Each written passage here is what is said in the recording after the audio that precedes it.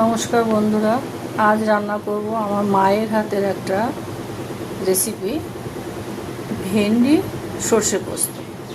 তার জন্য লাগবে ভেন্ডি, আর ফোড়নের জন্য লাগবে একটু কালো জিরে, দুটো কাঁচা লঙ্কা চিরা আর কি, আর একটু কাঁচা লঙ্কা বাটা, আর এখানে সর্ষে পোস্ত একটু কাঁচা লঙ্কা হলুদ নুন দিয়ে বেটে রেখেছি, আর লবণ আর হলুদ, এইটা দিয়ে রান্না করব।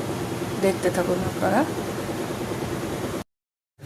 এবার রান্নাটা বসালাম, কড়াই প্রথমে সর্ষের তেল দিলাম, এবার একটু কালো জিরে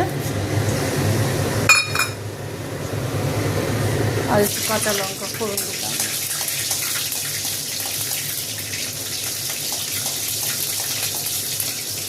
একটু ভাজা ভাজা হলে ভেন্ডিটা দিয়ে দেবো।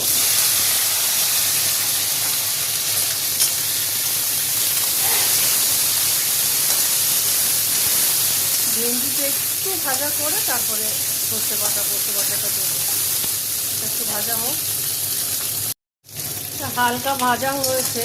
এইবার মশলাটা দিয়ে দেবো, সর্ষে পোস্ত লঙ্কা এটা দিয়ে দেবো,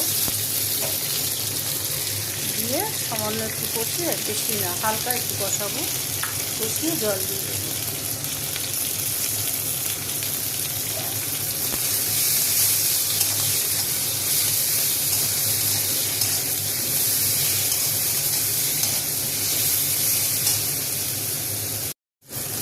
কষানো হয়ে গেছে, এবার একটু জল দেবো,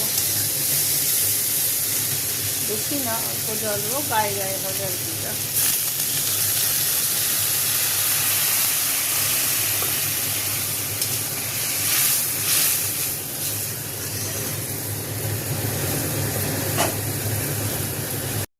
নামানোর আগে একটু কাঁচা সর্ষের তেল, আর যারা মিষ্টি খাও তারা সামান্য একটু মিষ্টি দেবে, তাহলে ভালো লাগবে আর কি। দিয়ে মিশিয়ে আমার রান্না হয়ে গেছে, এখন নামিয়ে দেবো। একবার অন্তত বানিয়ে দেখবেন, ভালো লাগবে।